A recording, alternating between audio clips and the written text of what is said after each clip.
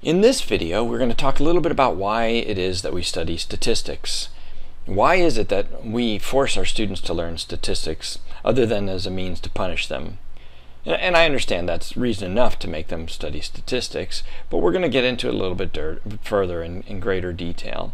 And to start off with, I'm sure many of you have probably heard of evidence-based medicine, where we use scientific evidence in deciding how to treat our patients. We're using scientific evidence in clinical decision making. Well, have you heard of evidence-based management? I suspect many of you have not. So what is evidence-based management? We're going to introduce that a little bit today, briefly, just because it's a good explanation, gives us a good reason why it is that we do statistics. First of all, though, what is evidence? Well, evidence is the outcome of scientific research, organizational facts and data, benchmarking, best practices. And we can see on the screen here the rest of the definition. Do managers and healthcare administrators, do they base their decisions on evidence? Well, I would argue yes, that all managers base their decisions on evidence. The challenge, though, is that many managers pay little attention or no attention to the quality of the evidence on which they base their decisions. So you don't necessarily want to get your evidence or base your decisions on the information that you get from this guy.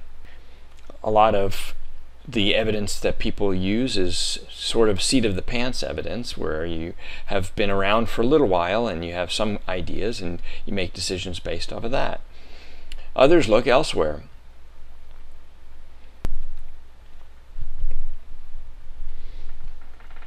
A lot of people will use top-selling books, and sometimes those top-selling books are good. The challenge is sometimes the books become top sellers because they have an excellent writer who can engage the reader, even though it's built off of the evidence or the N of 1.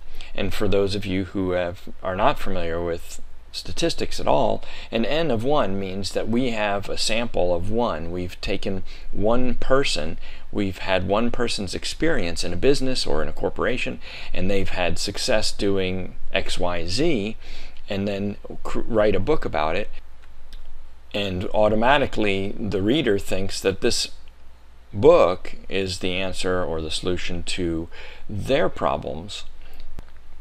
Unfortunately, they may be in totally different fields, totally different disciplines altogether, and that evidence or that information that comes from that top-selling book doesn't really relate. So what do we do? How do we get it right? Well, our goal is to critically evaluate the validity and generalizability of the evidence and find the best available evidence. We're really just trying to find out what's the best available evidence. What's the best information that I have available that I can use in making my decisions? So how do we do that? What is the validity and generalizability?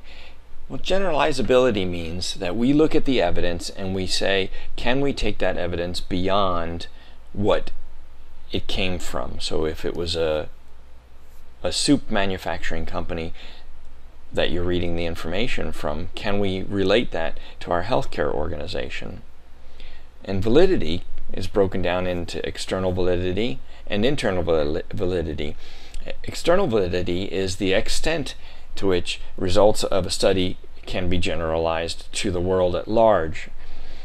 For example, we have a study on the impact of praise after completing a task. So we had in the study, we had participants were, say, single, Hispanic, young people.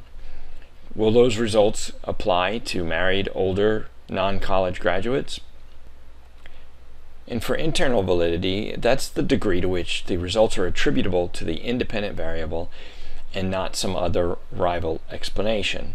So there's a new term there, perhaps, independent variable.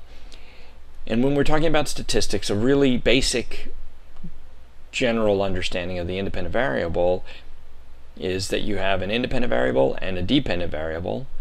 The independent variable is more like your inputs, and the dependent variable is more like what those independent variables impact on. So for our study on the impact of praise after completing a task, our independent variable would be the praise, or the type of praise that we have, and that could be a pat on the back, shake of the hand, a certificate of a job well done. And then our dependent variable would be the work performance, let's say, after the praise. And that would be some type of measure, let's say the level of increase in number of widgets they produced per hour based on the praise that they received. So again, the external validity is the extent to which the results of the study can be generalized to the world at large, so outside. Now, the internal validity is the degree to which the results are attributable to the independent variable and not some other rival explanation. So there are threats to the validity, and there are threats to the internal validity, that meaning that there are other possibilities of where that what caused the impact that you observed in your experiment. We're not going to get into depth on what some of these threats to the internal validity are at this point. The point is to understand that there are threats to the internal validity, and so you want to be aware and you want to be looking for threats to the validity.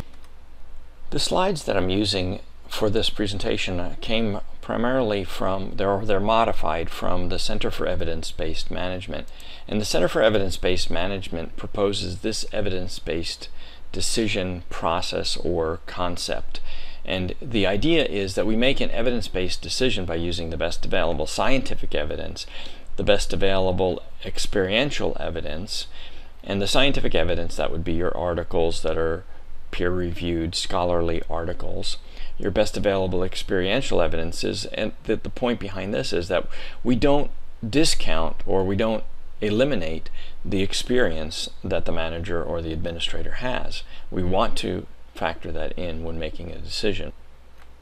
Of course, the organizational values and stakeholders' concerns are going to fit into that evidence-based decision as well, and as well as the best available organizational evidence.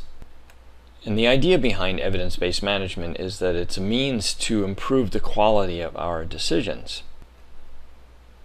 And evidence-based management focuses on the decision-making process, and it thinks in terms of probability instead of golden bullets, and that's where we start getting into the statistics perspective.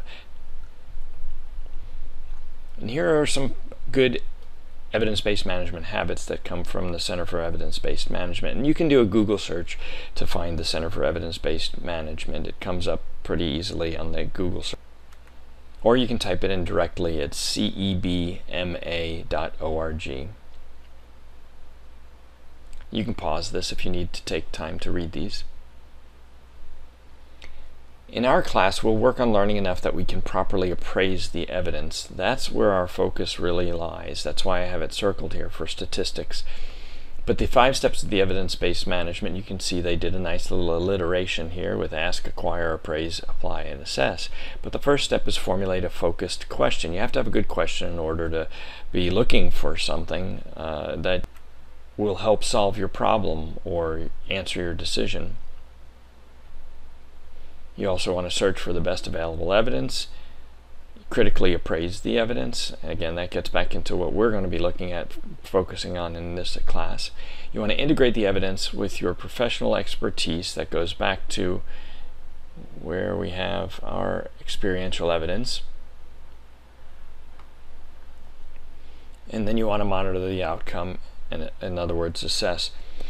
This class will focus, as I said, mainly on the appraise, and one of our subsequent classes will be looking at incorporating steps 1 through 4, at least partially on step 4, but we probably won't get into or have the opportunity to monitor the outcome as we're doing in classes, in classwork. But when you get out into your positions, then you can. And that's all for this video on why it is that we want to use statistics.